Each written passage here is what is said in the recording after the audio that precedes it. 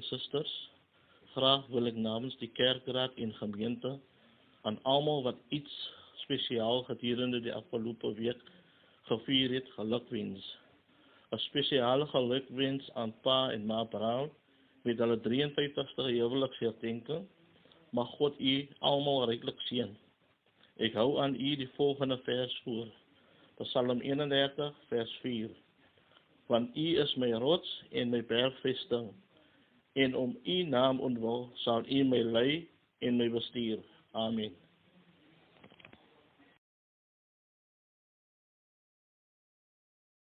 Goeiemôre, liewe broers en susters. Lekker om weer vandag saam met u die woord van die Here te deel op hierdie Sondag. Ek hoop dit gaan nog goed met u almal. Met die Valentines gaan dit nog goed, maar ons sien uit daarna om vir u weer te sien sodra hierdie lockdown verby is. En vandag wanneer ons om die woord gaan vergader, dink ons spesifiek aan diegene wat op watter manier ook al geaffekteer word deur die COVID-19 epidemie. Kom ons word stil voor die aangesig van die Here.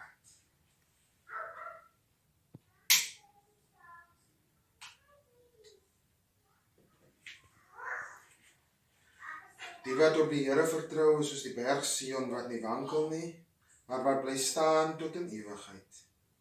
Rondom Jerusalem is berge, en so is die Here ook rondom sy volk, van nou af tot in ewigheid. Amen. Liewe gemeente, ek groet u, genade, barmhartigheid en vrede vir u, van God die Vader, God die Seun en God die Heilige Gees. Amen.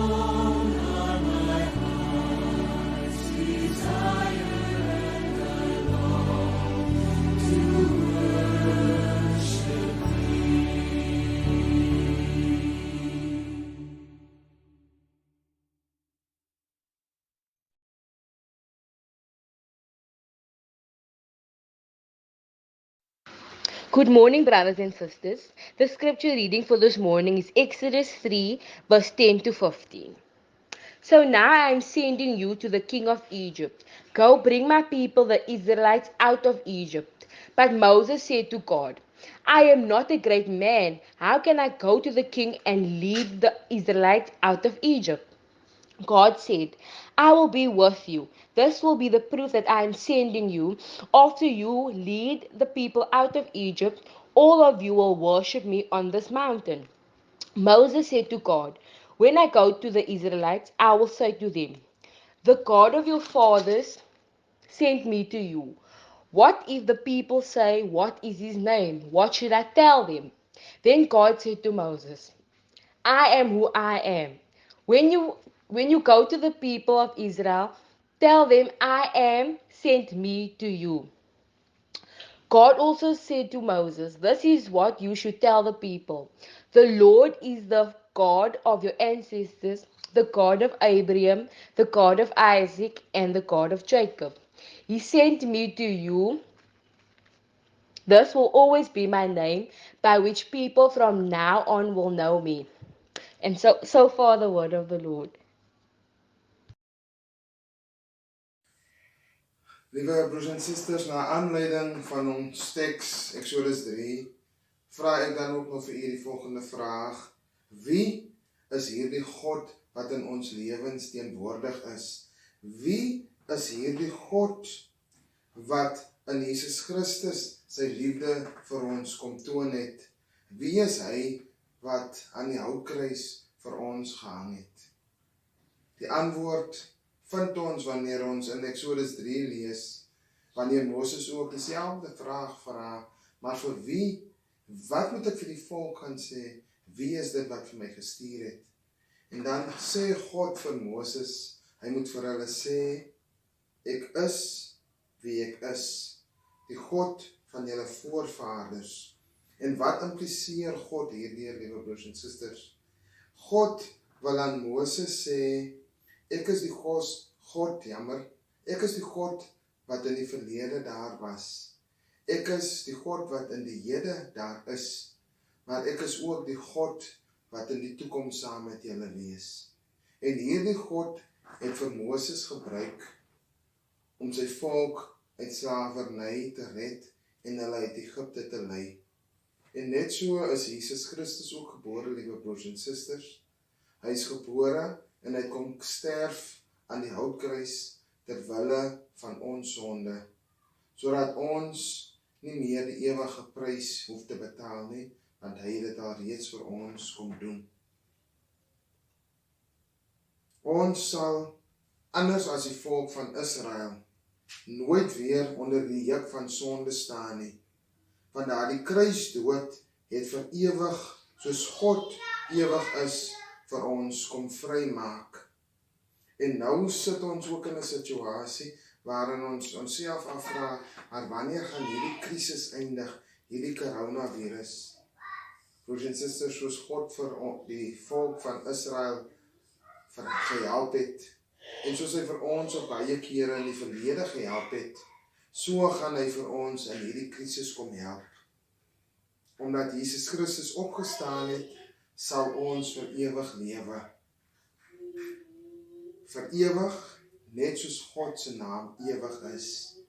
Want God se naam is mos, ek is wie ek is. Ons God is ewig, hy was, hy is, en hy sal altyd by ons wees. En daarom bid ons weer vanoggend, liewe broers en susters, dat die ewige God, wie se naam is, ek is wat ek is, vir ons goed sal wees, want hy is ewig, vandag en tot in ewigheid. Kom ons sluit die oë en dan bid ons weer saam. Hemelse Vader, baie dankie vir 'n voorreg om weer vanoggend te kan buig voor die troon van genade. Baie dankie, Here, dat U met ons was in alle krisisse en dat U veral in hierdie tyd ook saam met ons kan wees. Here, die duiwel dink seker ons kom nie by die kerk uit nie, maar dit is 'n geleentheid waar ons in hierdie tyd die kerk na ons huise kan neem. Kom seën ons gemeente weer. Kom seën ons land, Here, en wil U vir ons deur hierdie moeilike tyd kom dra, soos U vir ons altyd gedra het. Bedek ons onder die kosbare bloed en bind ons met die band van liefde. As ek dit bid en vra alleen in die naam van Jesus. Amen.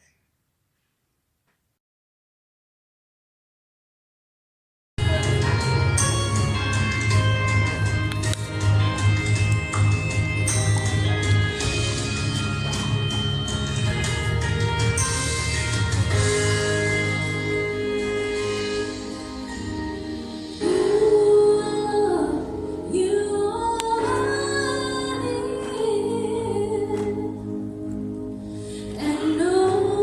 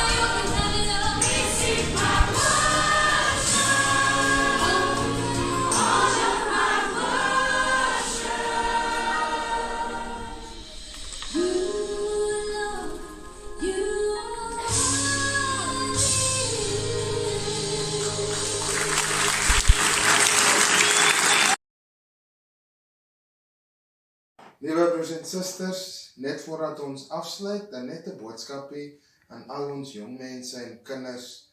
Dear kids and young people, I hope that you are doing well in this time that we're experiencing. I hope that you spend quality time with your families and your loved ones. And remember, like I always say, when Sunday school closes, die kerk sluit nie. And this is exactly what we're doing now. We're bringing the gospel to your homes in a different form. May the Lord bless and keep you. And to the confirmation children, remember to go through your workbooks and do some Bible study with your family. May the Lord bless and keep you in this time. Liewe broers en susters, kom ons staan en dan ontvang ons saam die seën van die Here. Ontvang die seën van die Here en gaan in vrede. Die Here sal die seën en die behoed. Die Here sal sy aangesig oor die laat skyn en die genade wees. Die Here sal sy aangesig oor die verhef en aan die vrede gee vandag en tot in ewigheid.